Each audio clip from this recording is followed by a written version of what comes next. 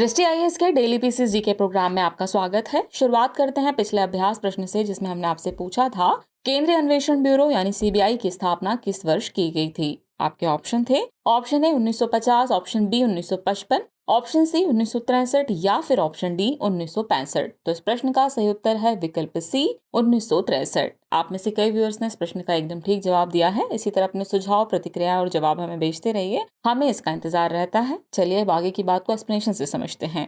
कार्मिक लोक शिकायत कानून और न्याय संबंधी संसदीय समिति ने कहा है कि सीबीआई को नियंत्रित करने वाले मौजूदा कानून की कई सीमाएं हैं और इसकी स्थिति, कार्यों एवं शक्तियों को परिभाषित करने के लिए इसे एक नए कानून के साथ बदलने की आवश्यकता है।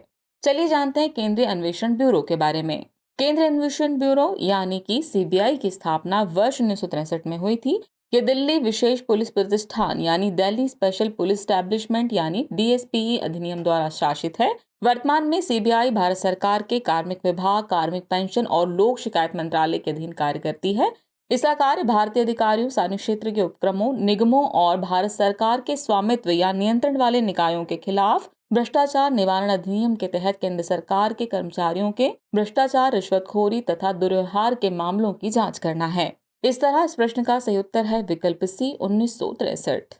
चलिए अब शुरुआत करते हैं आज के एपिसोड की। तो आज के एपिसोड का पहला प्रश्न है, G20 के व्यापार एवं निवेश कार्य समूह की पहली बैठक कहाँ आयोजित होगी। आपके ऑप्शन है बेंगलुरु, मुंबई, नई दिल्ली या फिर अहमदाबाद। तो इस प्रश्न का सही उत्तर है विकल्प बी मुंबई। G20 की भारत की अध्यक्षता के तहत TIWG की पहली बैठक 28 से 30 मार्च 2023 के दौरान मुंबई में होगी। इस 3 दिवसीय बैठक के दौरान G20 के सदस्य देशों, आमंत्रित देशों, क्षेत्रीय समूहों और विभिन्न अंतर्राष्ट्रीय संगठनों के 100 से अधिक प्रतिनिधि वैश्विक व्यापार एवं निवेश में तेजी लाने के संबंध में विचार विमर्श करेंगे। बैठक के पहले दिन यानी 28 मार्च को व्यापारिक वित्त पर एक अंतर्राष्ट्रीय सम्मेलन का आयोजन किया जाएगा।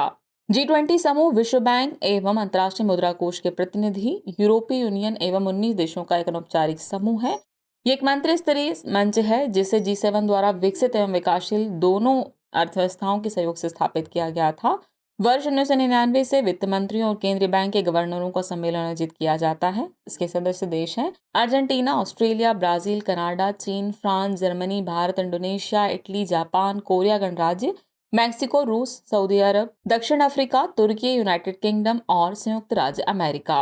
तो इस प्रश्न का सही उत्तर है विकल्प बी यानी कि मुंबई। नेक्स्ट क्वेश्चन है, भारत कोकिला के नाम से कौन सी महिला प्रसिद्ध है। आपके ऑप्शन है सरोजनी नायडू, लता मंगेशकर, अरुणा आसफ अली या फिर उषा मेहता। तो इस प्रश्न का सही उत्तर है विकल्प ए सरोजनी नायडू।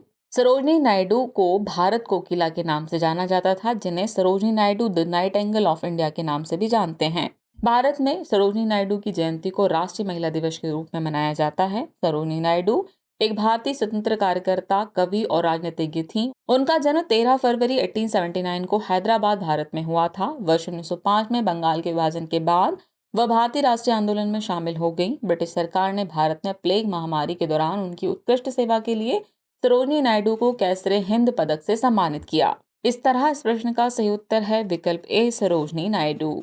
नेक्स्ट क्वेश्चन है, टेलीविजन के दूरस्थ नियंत्रण के लिए किस प्रकार के विद्युत चुंबकीय विकिरण का उपयोग किया जाता है। आपके ऑप्शन है अवरक्त, पराबैंगनी, दृश्य या फिर उपयुक्त में से कोई नहीं। तो इस प्रश्न का सही उत्तर है विकल्प ए अवरक्त।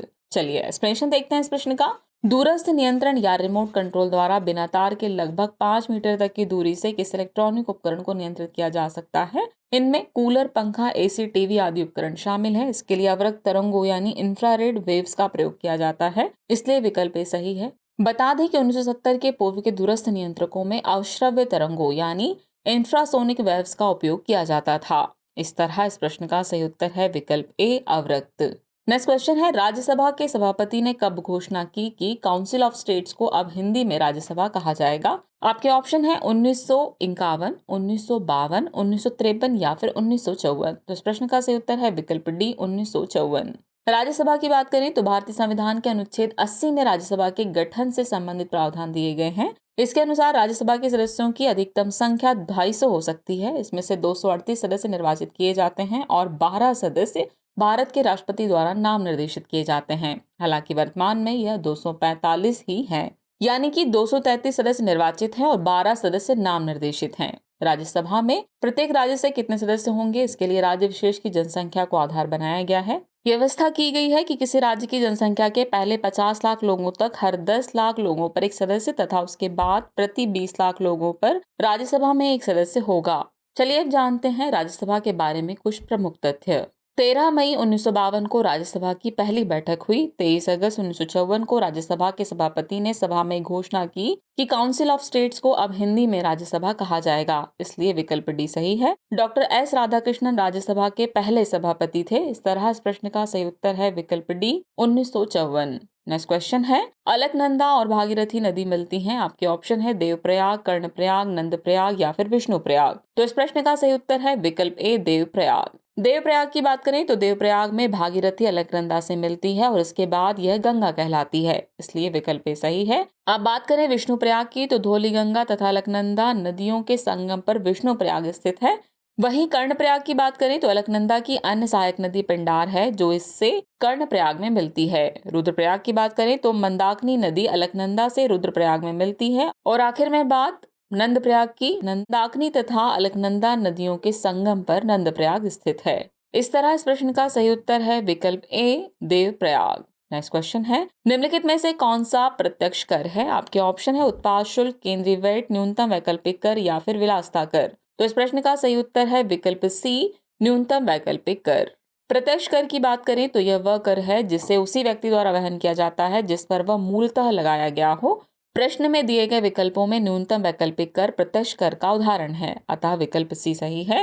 न्यूनतम वैकल्पिक कर यानी मिनिमम अल्टरनेटिव टैक्स की बात करें तो ये ऐसी कंपनियों पर लगाया गया कर है जो शून्य या कोई कर नहीं चुकाती हैं। गौरतलब है कि करदाता अपनी कर देयता को कम कर सकता है और इसके जरिए वह कर का भुगतान करने के लिए बाध्य नहीं होता है। इसी तरह टैक्स से बचने के लिए कंपनियां छूट के विभिन्न प्रावधानों का इस्तेमाल करती हैं। हालांकि शून्य कर भुगतान करने वाली कंपनियों की संख्या में वृद्धि के चलते न्यूनतम वैकल्पिक कर यानी MAT की शुरुआत की गई। इसके तहत एक कंपनी बुक प्रॉफिट के 15% पर न्यूनतम वैकल्पिक कर का भुगतान करने के लिए उत्तरदायी होगी, जहां कंपनी की सामान्य कर देयता बुक प्रॉफिट के 15% से कम है। बता दें कि भारत में लगभग सभी कंपनियां यानी घरेलू या विदेशी MAT के प्रावधानों के अंतर्गत आती है। इस तरह इस प्रश्न का सही उत्तर हुआ विकल्प सी न्यूनतम वैकल्पिक कर। नेक्स्ट क्वेश्चन है, किस वर्ष ONGC को भारत सरकार द्वारा नवरत्नों में से एक के रूप में स्वीकार किया गया था? आपके ऑप्शन है 1955, 1994, 1997 या फिर 2010। तो इस प्रश्न का सही उत्तर है विकल्प सी 1997।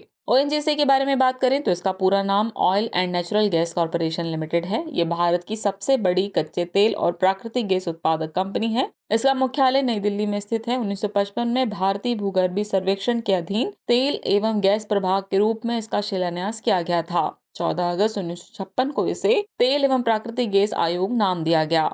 1994 में तेल एवं प्राकृतिक गैस आयोग को एक निगम के रूप में नामांतरित कर दिया गया। वर्ष 1997 में इसे भारत सरकार द्वारा नवरत्नों में से एक के रूप में स्वीकार किया गया, इसलिए विकल्प सी सही है। इसे वर्ष 2010 में महारत्न का दर्जा दिया गया। इसका स्वामित्व पेट्रोलियम और प्राकृतिक गैस मंत्रालय के पास है। इस तरह इस प्रश्न का सही उत्तर है विकल्प सी यानी कि 1997। नेक्स्ट क्वेश्चन है, महात्मा गांधी के संदर्भ में निम्नलिखित कथनों पर विचार कीजिए। कथन 1 है, उनके प्रयासों के कारण दक्षिण अफ्रीकी सरकार ने वर्ष 1914 में अधिकांश रगबेंत कानूनों को रद्द कर दिया। कथन 2 है, उन्होंने सत्याग्रह का पहला प्रयोग वर्ष 1917 में बिहार के चंपारण में शुरू किया। उपयुक्त कथनों में से कौन सा से सही है या फिर है? आपके ऑप्शन है केवल 1, केवल 2, 1 और 2 दोनों, या फिर न तो 1 और न ही 2। तो इस प्रश्न का सही उत्तर है विकल्प सी 1 और 2 दोनों ही कथन सही है। महात्मा गांधी की बात करें तो इनका जन्म 2 अक्टूबर 1869 को वर्तमान गुजरात राज्य के पोरबंदर जिले के एक मध्यम वर्गीय परिवार में हुआ था। गांधी जी 24 साल की उम्र में 1893 में दक्षिण अफ्रीका गए। दक्षिण अफ्रीका गांधी जी के जीवन का एक महत्वपूर्ण पड़ाव साबित हुआ। उनके प्रयासों के कारण दक्षिण अफ्रीकी सरकार ने वर्ष 1914 में अधिकांश रंगभेद कानूनों को रद्द कर दिया, इसलिए कथन 1 सही है। भारतीय राहत अधिनियम के पारित होने के बाद गांधी जी अफ्रीका में जारी विरोध को छोड़ जनवरी 1915 में भारत लौट आए। गांधी जी ने अपना पहला सत्याग्रह सन 1917 में बिहार के चंपारण जिले से शुरू किया, इसलिए कथन 2 सही है। इस तरह इस प्रश्न का सही उत्तर है विकल्प सी। बता दें कि चंपारण सत्याग्रह बागान मालिकों द्वारा प्रयुक्त 3 कठिया पद्धति के विरोध में किया गया एक अहिंसक आंदोलन था। इस तरह इस प्रश्न का सही उत्तर है विकल्प सी यानी 1 और 2 दोनों ही कथन सही हैं। नेक्स्ट क्वेश्चन है, निम्नलिखित में से किस वर्ष में एडिटर्स गिल्ड ऑफ इंडिया यानी ईजीआई की स्थापना हुई थी? आपके ऑप्शन है 1960, 1968, 1980 या फिर 1978। तो इस प्रश्न का सही उत्तर है विकल्प D, 1978। Editors guild of India यानी ईजीआई की स्थापना वर्ष 1978 में की गई थी। इसका उद्देश्य प्रेस की स्वतंत्रता की रक्षा करने और समाचार पत्रों एवं पत्रिकाओं के संपादकीय नेतृत्व के मानकों को बढ़ाना था। एडिटर्स गिल्ड संपादकों की संस्था है। जब भी संपादकों द्वारा प्राधिकरण से उत्पीड़न की शिकायतें प्राप्त होती हैं तो एडिटर्स गिल्ड ऑफ इंडिया संबंधित मामलों की जांच करती है और संबंधित सरकारों एवं संस्थानों से उचित कार्रवाई की सिफारिश करती है। अतः विकल्प डी सही है, यानी इस प्रश्न का सही उत्तर हुआ विकल्प डी, 1978। चलिए अब नोट कर लीजिए आज के एपिसोड का अभ्यास प्रश्न। तो अभ्यास प्रश्न है, गज उत्सव 2023 किस राष्ट्रीय उद्यान में मनाया जाएगा? आपके ऑप्शन है, ऑप्शन ए काजीरंगा राष्ट्रीय उद्यान, ऑप्शन बी मानस राष्ट्रीय उद्यान, ऑप्शन सी कान्हा किसली राष्ट्रीय उद्यान या फिर ऑप्शन डी बांधवगढ़ राष्ट्रीय उद्यान। तो व्यूअर्स, इस प्रश्न का जवाब कमेंट बॉक्स में देना न भूले। जल्द ही मिलते हैं नए एपिसोड में नए नए सवालों और उनके नए नए जवाब और जानकारियों के साथ। तब तक के लिए शुक्रिया।